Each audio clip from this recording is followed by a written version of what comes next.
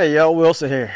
Do I have something special for you today? Listen, in the timeless kitchens of the Deep South, basically where life down here moves at a leisurely pace, meandering rivers, crafting gumbos is an age-old tradition steeped in the humid rhythms of Louisiana.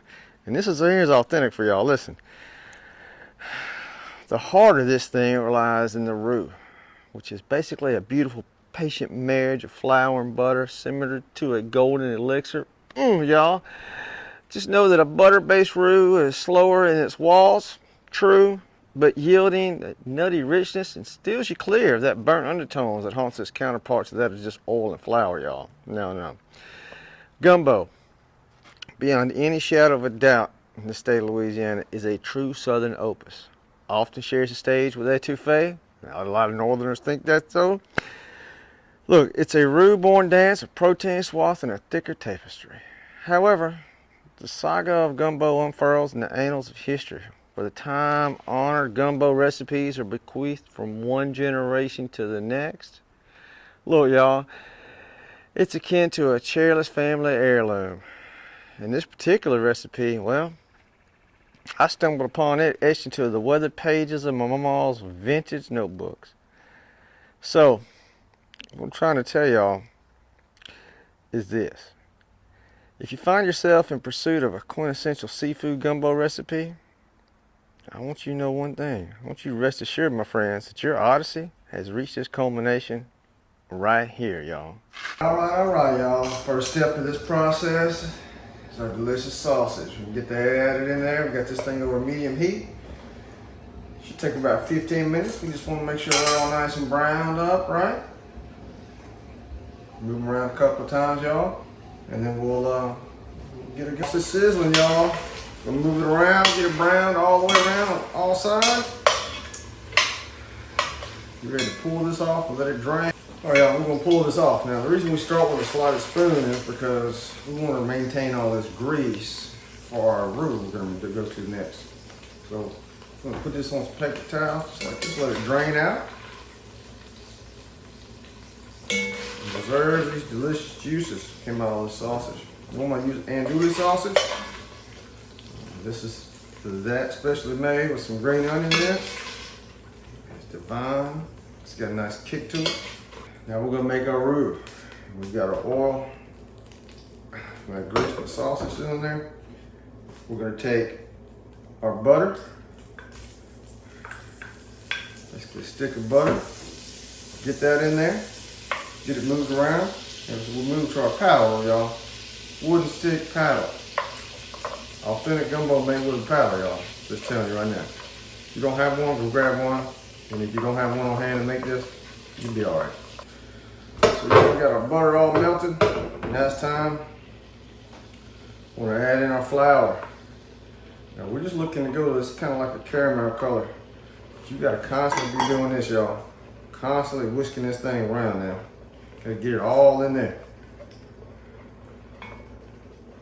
Get it all up in there. Get your exercise doing this, y'all. Gotta be careful. If you stop stirring, what'll happen is this. It'll get hot. And you get black specks in there and you're gonna burn the mess out of it.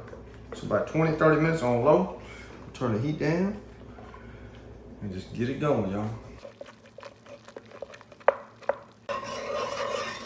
All right, y'all, check out that color. That's perfection right there. Color we want. Now we're gonna add in our onions. And get those in there.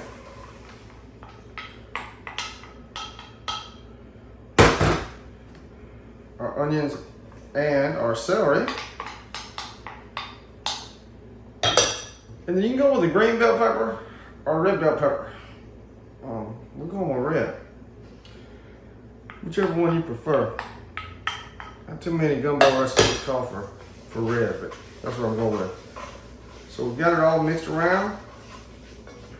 It's the roux. We're going to cook this for about 15 to 18 minutes, just until the vegetables are nice and tender. All right, y'all. That's what we're looking at. Nice and softened. Now it's time to gradually start adding in our chicken stock. Be careful with it. Don't want to dump it all in there at one time. because this stuff will splash up and burn me. Here's two. Carefully get that in there. Don't want to waste any of that. The aromas are filling up the kitchen. Smells amazing. We're going to add our sausage back into this pot. Get it in there.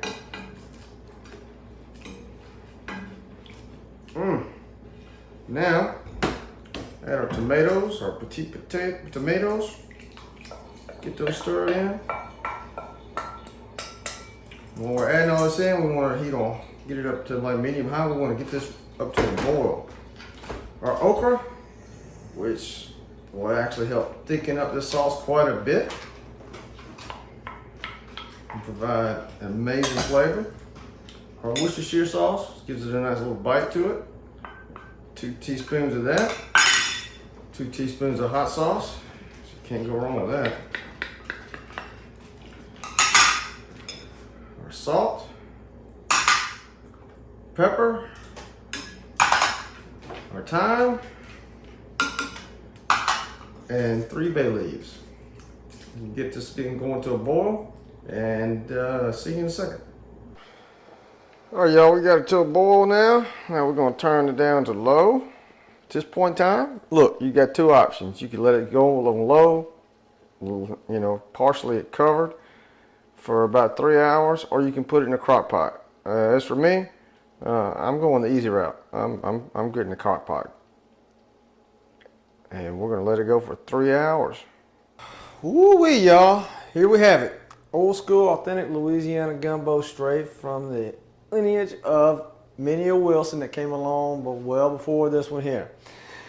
Look, y'all, if you love this, you'll love a series of cookbooks that I have out that not only tantalize your taste buds but also make the world a better place. All proceeds received from Volume 4, Cajun Eats and Worldly Treats, will be donated to Canines for Warriors. So it's caninesforwarriors.org. Determined to end veteran suicide, Canines for Warriors provides highly trained service dogs to military veterans suffering from PTSD and trauma, with the majority of the dogs being rescues. Hey, this innovative program allows the Canine for Warriors team to basically build an unwavering bond that facilitates veterans' collective healing and recovery. So look, you're helping veterans, you're helping dogs. Hell, if you can't get behind and support those 2 things, I'm not really sure what you would support.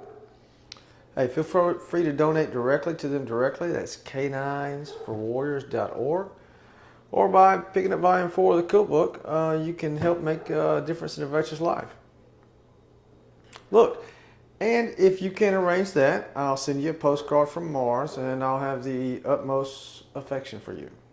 Feel free to reach out to me and contact me at Gmail, Facebook, Instagram, YouTube. All those are at Cooking with Wilson without the G, because I'm country like that, to let me know what you think about this meal. I hope you make it, because I know if you do, that'll be the only seafood gumbo you'll probably ever make ever again.